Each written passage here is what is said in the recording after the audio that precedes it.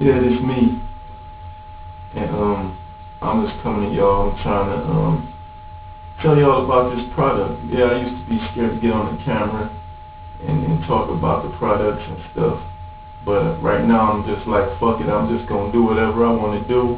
I don't care what nobody think. I don't care what these product owners or creators think.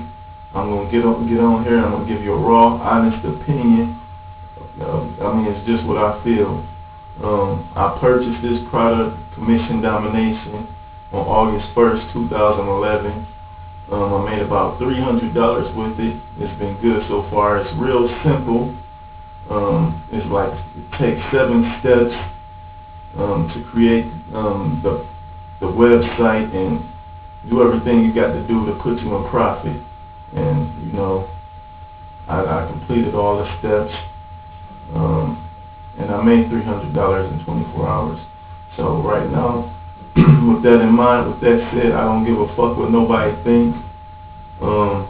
If you want more information, you can go to Commission Domination Anik Singal.info. You can just click the link down below, or y'all can just get the fuck off my page. I don't give a fuck no more. Alright.